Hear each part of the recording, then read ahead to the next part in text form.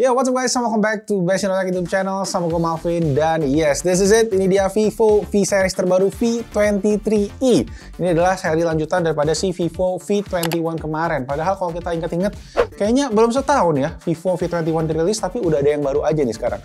Yes, mungkin karena persaingan pasar smartphone mid-range ini terutama sengit banget lagi ya. Siklus HP generasi baru juga jadi lebih cepat. Kalau gua cek itu mungkin sekitar 7-8 bulan udah rilis yang baru aja.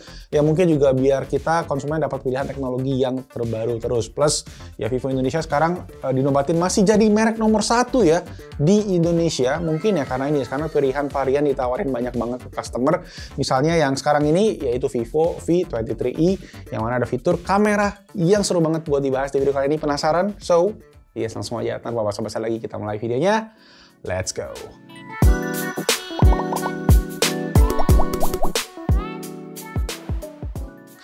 Oke, yes, langsung aja. Pertama kita gaspol, kita bahas ke kameranya nih. Kalau HP lain pakai sensor gede di kamera belakang 108 megapiksel, telemakro, bla bla bla bla. Vivo V23e beda, dia fokus ke yang kamera depannya guys. Kalau kalian lihat dengan mata telanjang kita compare nih ya, sensor kamera depannya ini lebih gede loh dibandingkan sama kamera depan yang gue pakai kayak iPhone 12 Pro Max sama Google Pixel sekalipun. Jadi Vivo V23 ini pakai sensor 50 megapiksel AF Night Portrait namanya Vivo kasih. Jadi hasil fotonya tuh harus gue akui juga bagus, skin tone-nya dapet, detailnya juga asik di kulit, dynamic range juga enak guys. Jadi kalau kalian mau foto backlight juga sekalipun masih oke HDR-nya. Yang menarik adalah sekarang ada fitur Eye Autofocus yang bisa tracking mata kita dan atur fokus di area tersebut. Itu tuh efek yang biasa dipakai di kamera-kamera profesional yang kayak gue pakai buat rekam video ini. Jadi ya keren banget udah bisa dimasukin ke smartphone sekarang. Dan ngomongin foto juga buat foto low light ini konsisten bagusnya karena tadi menggunakan ada AF Night Portrait-nya tadi. Hasilnya wajah tetap detail dan juga warna ditangkap itu tetap akurat juga. Plus ini ada dua fitur unik buat kalian yang suka bikin konten sekarang, yaitu ada namanya Steady Face Selfie Video biar tiktokan nggak banyak geter, dan juga ada Double Exposure yang bikin efek foto multi-layer gitu guys. Jadi fotonya lebih estetik, lebih unik gitu ya. Nah buat kamera belakangnya sendiri, Vivo juga masih kasih yang lumayan banget, sensor 64 megapiksel yang punya karakter lumayan bright dan hasil fotonya juga fun, warnanya pop dan serba cerah. Emang sih efeknya tuh bikin wajah jadi kayak glowing gitu ya, bersinar gitu ya. Itu kan yang kalian mau, hai anak muda ya, wahai anak muda. Khususnya para wanita ini. Tapi ya nggak apa-apa lah. Entah kenapa gue ngeliat kalau warna lain kayak jadi di baju, di objek background itu jadi pudar, kayak terfokus ke muka banget gitu kan. Mungkin ya kalau kalian pengen stand out terus di foto, ini cocok ke kalian. Plus ada juga kamera ultrawide 8 megapiksel plus kamera makro 2 megapiksel yang bisa kalian nilai sendiri hasilnya.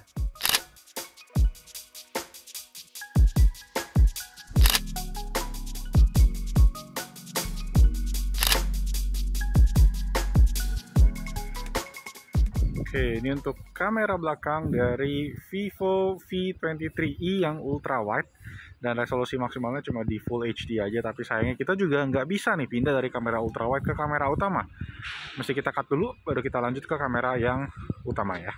Nah ini untuk kamera utama, ini posisinya IIS-nya gua off-in, jadi mungkin agak sedikit shaky. Dan kualitas gambar sih cukup oke. Resolusi juga memang sayang cuma bisa di Full HD aja, 30 fps, nggak bisa 4K. Nah untuk kamera depannya bagus guys, kalian bisa lihat nih kalau gua tangannya segini, lonjong bisa jauh banget. Dan ya kalian bisa lihat belakangnya lumayan ngeblur ya. Jadi sensor kamera depannya bagus, resolusi Full HD juga sama 30 fps, dan ya kurang lebih memang fokusnya di kamera depan sih HP ini.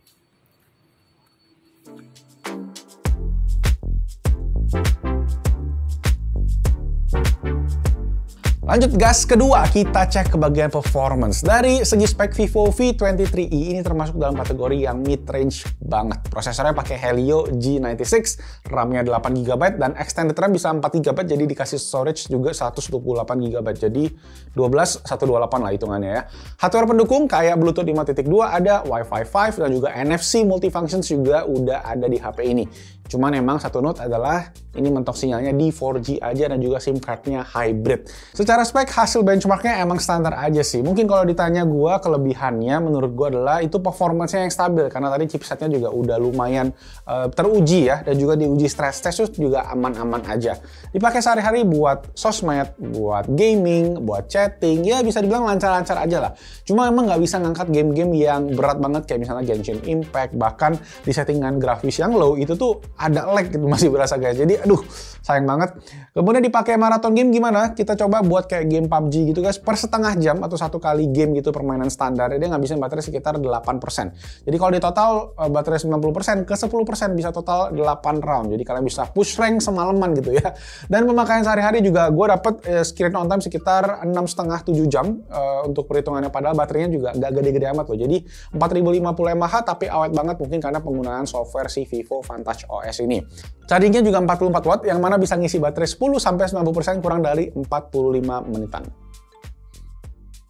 Oke, next kita cek ke bagian desainnya yang keren ya, kayak bunglon gitu, warnanya beda-beda setiap angle. Ini bodinya juga tipis banget guys, plus ujungnya ini rata, flat edges ya, kayak HP-HP premium.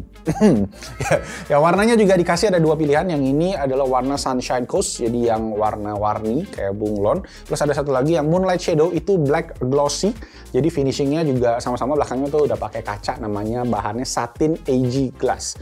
Secara feel overall solid, digenggam juga enak, cuma memang framenya ini yang flat edges dia pakai bahan polikarbonat alias plastik. Tapi buat gue sih yang penting tuh enak digenggam dan juga ditaruh di celana yang skinny, itu nyaman-nyaman aja. Oke, kita lanjut ke bagian layarnya, yaitu dari Vivo V23i ini pakai panel AMOLED Full HD Plus dengan ukuran 6,44 inci. Warna dikasih ya seperti kalian tahu, panel AMOLED warnanya vibrant, hitamnya pekat, dan juga detail gambar juga enak. Jadi dipakai buat tonton YouTube, TikTok, gaming, sampai kepoin pacar orang di Instagram, bakal puas deh. Nah, ini karena udah pakai panel AMOLED, fingerprint juga udah ada di under display sekarang, jadi mantap, dan juga udah ada fitur always on display-nya. Sayangnya dia tuh nggak ada pilihan refresh rate tinggi. Ini yang bikin gua greget karena stuck di 60 Hz kayak tahun 2010. Enggak deh, bercanda. Tapi ya agak sayangkan mungkin untuk penghematan baterainya, maka tadi baterainya juga bisa lumayan hemat.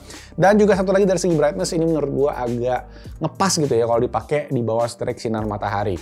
Oh ya, yang bikin gua greget lagi adalah di awal-awal itu bezel HP bagian bawahnya, kalau kalian bisa lihat itu nggak balance guys sama bagian atas. Jadi butuh penyesuaian, tapi setelah pakai kurang lebih seminggu ini gua udah kebiasa lah bisa dibilang. Dan ngomongin nonton multimedia, YouTube, TikTok gitu-gitu guys, speaker dari Vivo V23i ini adalah mono dan kualitas suaranya juga bukan yang the best. Jadi ya vokal dan high frequency dibuat lebih dominan. Hasilnya suara instrumen jadi ketutup dan juga bassnya kurang enak, kurang berasa gitu. Gue sih jadi berasa ya kurang puas gitu guys sama speakernya. So, headset yang disediain di dalam box masih ada headsetnya, kalian bisa dipakai untuk alternatif kalau kalian pengen denger lagu atau nonton multimedia di smartphone ini.